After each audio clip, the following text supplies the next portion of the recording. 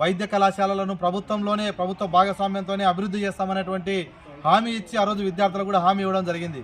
అయితే ఈరోజు అధికారంలోకి వచ్చినటువంటి ఏదైతే చంద్రబాబు ప్రభుత్వం మెడికల్ కళాశాలలను ప్రభుత్వ ప్రైవేట్ పార్ట్నర్షిప్ పేరుతో పీపీపీ విధానంలో ఈరోజు ప్రైవేటీకరణ చేయాలనేటువంటి ఒక ఉద్దేశంతో ఈరోజు దుర్మార్గంగా ఈరోజు ప్రవర్తిస్తూ ఉన్నాడు.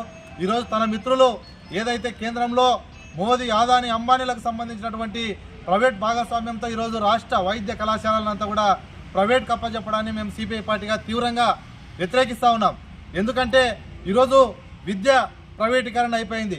ఈరోజు వైద్యం కూడా ప్రైవేటీకరణ అయిపోతే ఈరోజు వైద్య విద్యార్థులు కానీ అదేవిధంగా ఈరోజు గ్రామీణ ప్రాంతాల్లో ఉన్నటువంటి పేదలకు ఈరోజు వైద్యం దూరం అయ్యేటువంటి పరిస్థితి పూర్తిగా ఉన్నది.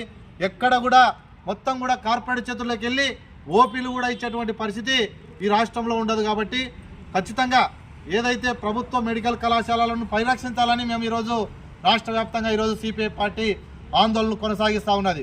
అందులో భాగంగానే ఎన్నో ఆశలు పెట్టుకున్నటువంటి పేద విద్యార్థులకు వైద్య విద్య అందరినీ దూరం అవుతూ ఉన్నది. ఎందుకంటే ప్రైవేట్ భాగస్వామ్యం కావడం వల్ల కోట్ల రూపాయలు ఈరోజు యాజమాన్య కోట్ల సీట్లకు సంబంధించి దూరం అయ్యేటువంటి పరిస్థితి ఉంది. కాబట్టి పేదలకు వైద్యాన్ని దూరం చేయడానికే ఈ రాష్ట్ర ప్రభుత్వం కంకణం కట్టుకొని ప్రయత్నం చేస్తూ ఉంది. కాబట్టి తక్షణమే ఆ విధానాన్ని వెనక్కి తీసుకోవాలా.